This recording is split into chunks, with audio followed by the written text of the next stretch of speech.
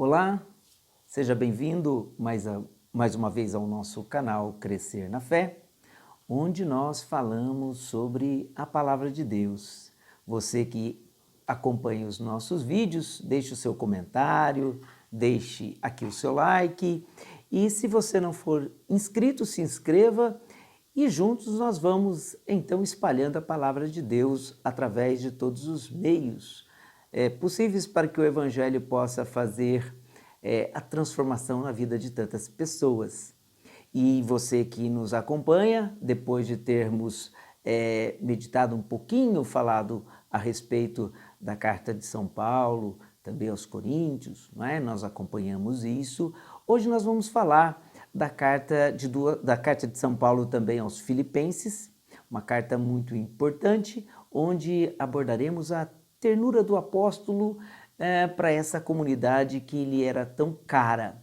Então fique conosco e siga mais uma vez o nosso encontro de hoje e juntos vamos crescer na fé.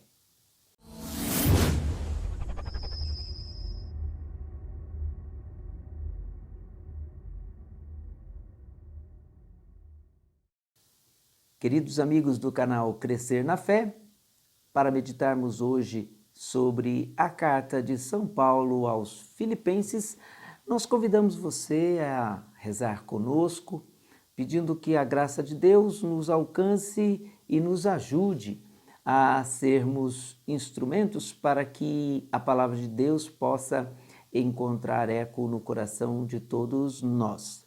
Por isso te convido a pedirmos a graça, o auxílio e a unção do Espírito Santo para este encontro de hoje. Em nome do Pai, do Filho e do Espírito Santo. Amém. Vinde, Espírito Santo, e enchei os corações dos vossos fiéis. Acendei neles o vosso Espírito, e tudo será criado, e renovareis a face da terra.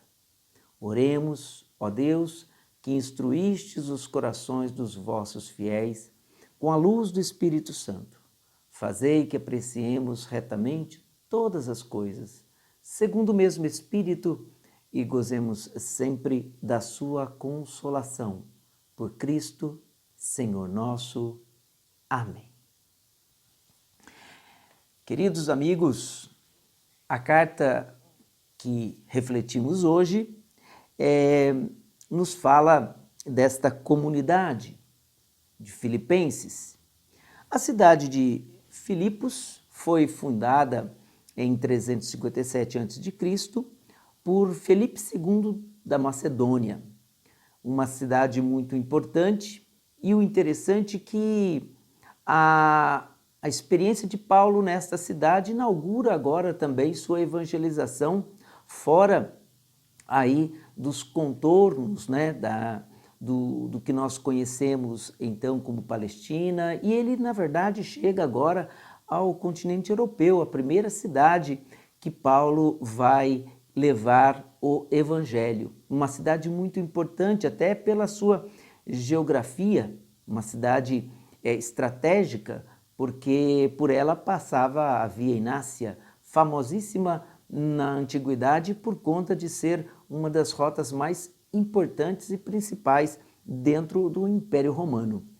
A cidade de Filipos, dos Filipenses, né, Filipos, ela é uma cidade que se tornou bastante importante. Lá pelo ano de 167 a.C., os dominadores romanos conquistam esta cidade.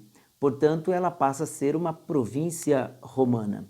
Ficará famosa também porque no ano de 31 a.C., Marco Antônio também consegue vitórias importantes nesta cidade, estabelecendo cada vez mais aí o domínio romano sobre esta região, não é? Na sua luta contra Bruto e também contra Cássio, lá pelo ano de 31.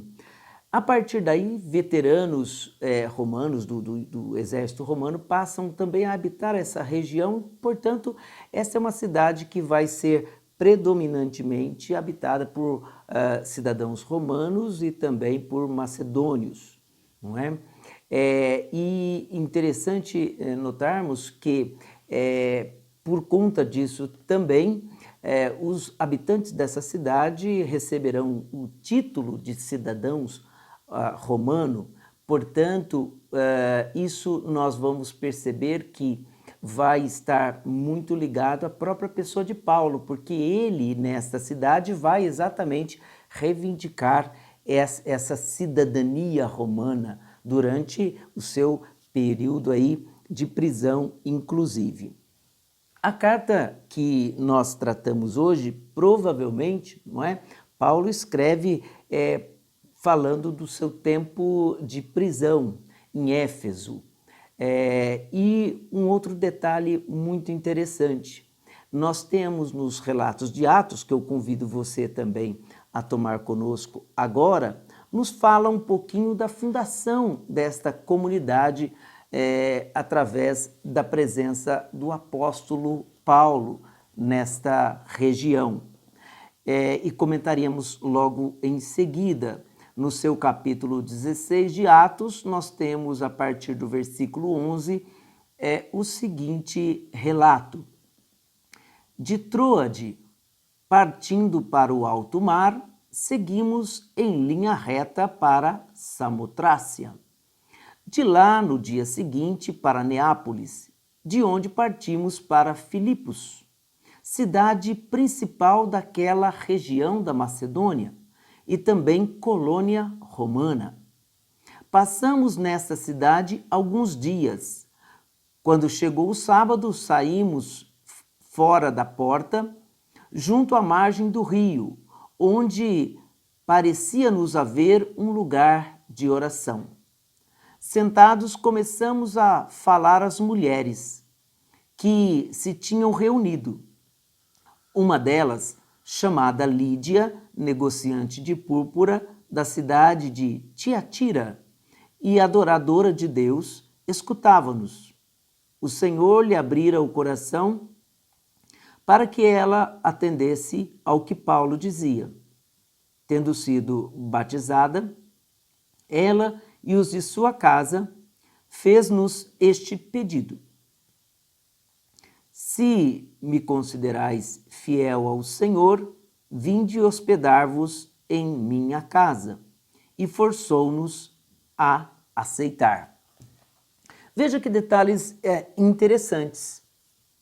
A cidade de Filipe, como Paulo mesmo vai dizer, uma importante cidade da província romana da Macedônia, ela se tornou, na verdade, uma comunidade muito querida para Paulo. Mas olhemos o processo de nascimento desta comunidade. Normalmente, quando Paulo chegava em algum lugar, ele procurava logo uma sinagoga, porque era o lugar natural da reunião dos judeus. Observemos que em Filipos não existe sinagoga. Portanto, Paulo, no dia de sábado, que era o dia também onde se lia a lei, discutia a lei, portanto, era o dia reservado à participação também na sinagoga. Paulo, não tendo uma sinagoga, ele vai procurar, como diz ele, um lugar favorável para a oração, e ele então encontra um lugar à beira de um rio. Interessante também que aqui nós temos uma mudança também de paradigma, podemos dizer assim. Paulo, ele fala para um público praticamente feminino, vai dizer ele. Algumas mulheres estavam ali, lavando suas roupas, evidentemente, né, ou com as suas ocupações, e aqui aparece uma pessoa chamada Lídia. Portanto, Paulo fala a mulheres, o que já não era tão comum dentro do ambiente judaico, mas aqui nós estamos numa região que depois vai ser evidentemente denominada gentílica, ou seja, povos que não pertencem à cultura judaica, não são da herança de Israel, E, portanto, ali Paulo prega a palavra. Lídia o ouve. E veja que aqui nós temos o detalhe de Atos, não é? Que nos fala que Lídia quase que força-os a entrar na sua casa. Evidentemente porque dentro da cultura dificilmente os apóstolos ou os judeus cristãos entrariam na casa conduzido por uma mulher e principalmente uma desconhecida, não é? Então temos aqui alguns conteúdos, né? Alguns temperos de cultura envolvidos na evangelização. E o interessante é que ela diz o texto que ela os obriga a entrar e eles entram. Então podemos dizer que a comunidade de Filipe e dos filipenses, portanto, nasce exatamente na casa de Lídia, a primeira igreja ali do continente, então, europeu. E aí as mulheres passam a ter uma presença dentro desta comunidade. Paulo, inclusive, vai falar de duas outras mulheres na sua carta aos Filipenses. Além de Lídia, nós vamos ver que Evódia e Sintique, elas são citadas na carta de Paulo. Portanto, elas são cooperadoras. Essa é uma comunidade que nasce a partir destes contornos. Agora vejamos como Paulo se dirige a esta comunidade. Detalhe interessante, podemos dizer que esta carta aos Filipenses é uma carta do coração do apóstolo, uma carta cheia de ternura, embora em alguns outros blocos internos nós vamos perceber também que o discurso é um pouco mais incisivo, mais duro, mas na introdução desta carta nós podemos perceber como esta comunidade é querida para o apóstolo.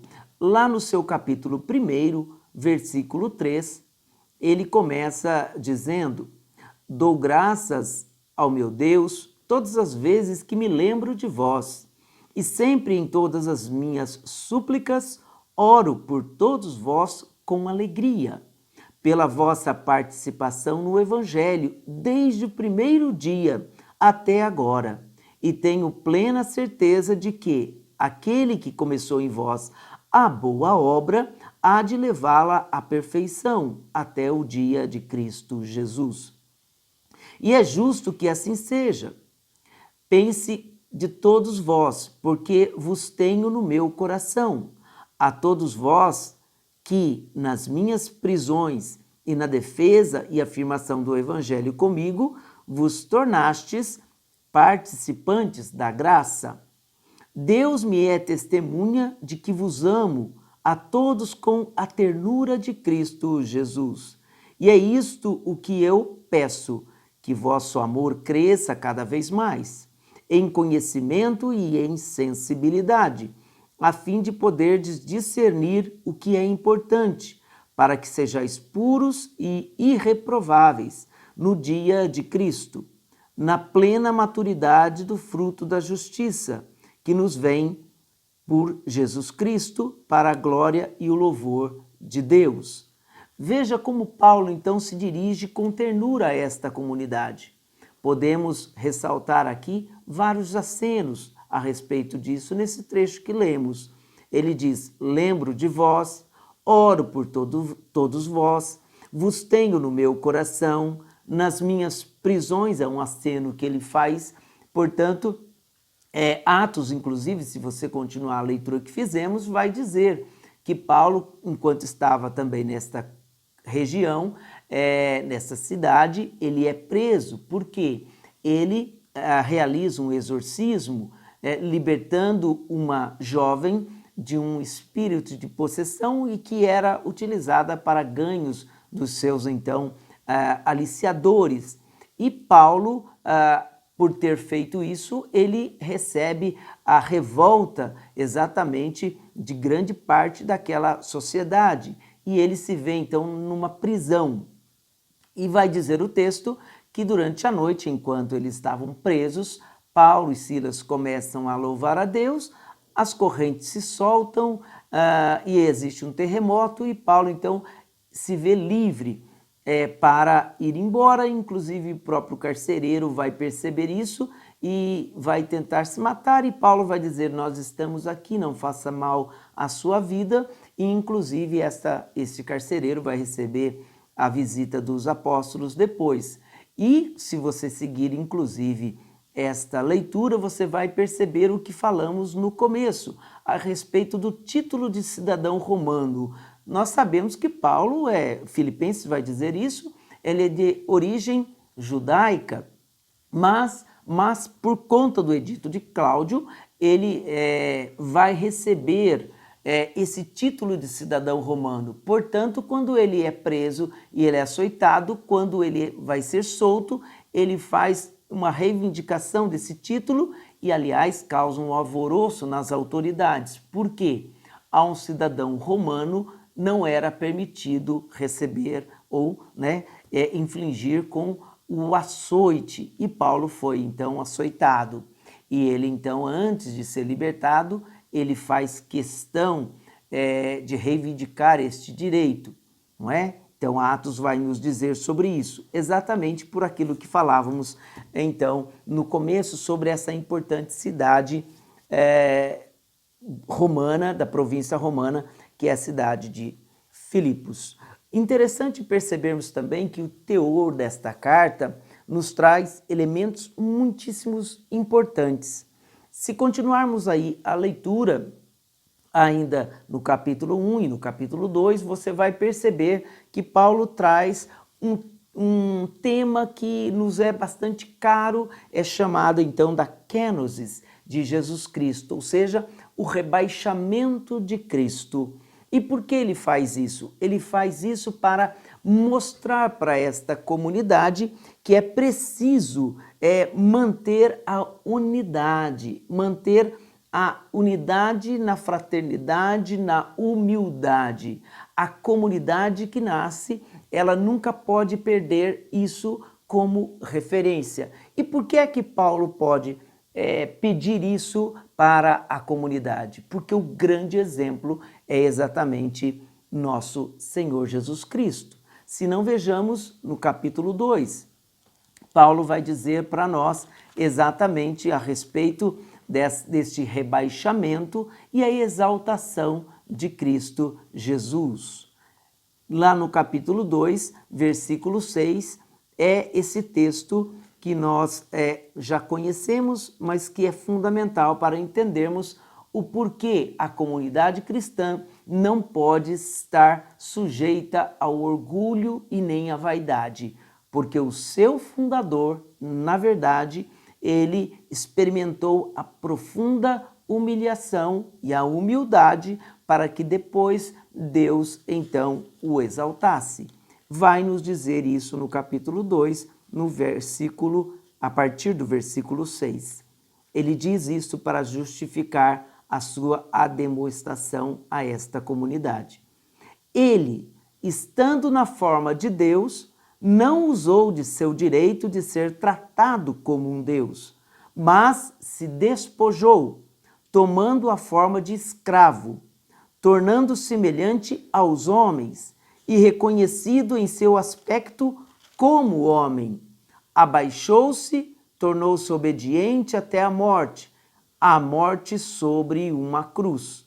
Por isso Deus soberanamente o elevou e lhe conferiu o nome que está acima de todo nome, a fim de que, ao nome de Jesus Cristo, todo joelho se dobre, no céu, sobre a terra e sob a terra, sobre a terra e sob a terra, e que toda língua proclame que o Senhor é Jesus Cristo, para a glória de Deus Pai.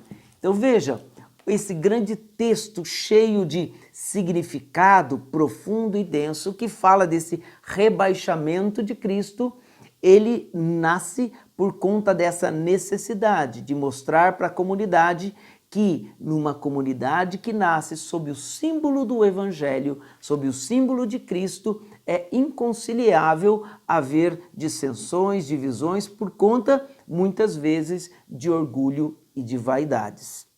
Paulo também vai falar com esta comunidade, lá no capítulo 3, a respeito de uma necessária atenção para com a justificação.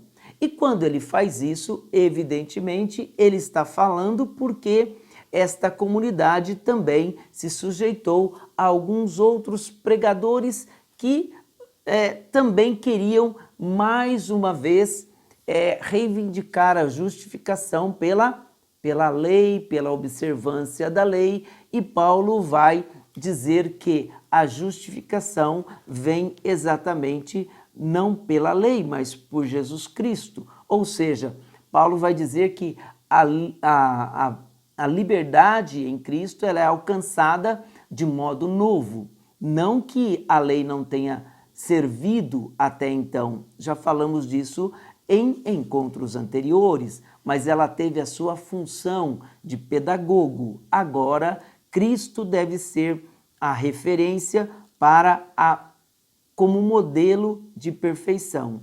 Acompanhe conosco, capítulo 3, lá no versículo 8, aonde vamos nos apoiar, qual deve ser a nossa grande coroa. E Paulo vai falar sobre ele a respeito de todos os seus qualificativos judaicos, legais, a respeito da sua formação. Mas no versículo 8 do capítulo 3, ele diz assim: mais ainda, tudo considero perda pela excelência do conhecimento de Cristo Jesus, meu Senhor. Por ele perdi tudo e tudo tenho como esterco, para ganhar a Cristo e ser achado nele, não tendo como minha justiça aquela que vem da lei, mas aquela pela fé em Cristo Jesus, aquela que vem de Deus e se apoia na fé. E no versículo 13, ele vai dizer: irmãos, não julgo que eu mesmo a tenha alcançado, ou seja, a perfeição, a justificação, mas uma coisa faço, esquecendo-me do que fica para trás e avançando para o que está adiante, prossigo para o alvo, para o prêmio da vocação do alto, que vem de Deus em Cristo Jesus. Portanto, todos nós que somos perfeitos, tenhamos este sentimento. E se em alguma coisa pensais diferentemente, Deus vos esclarecerá.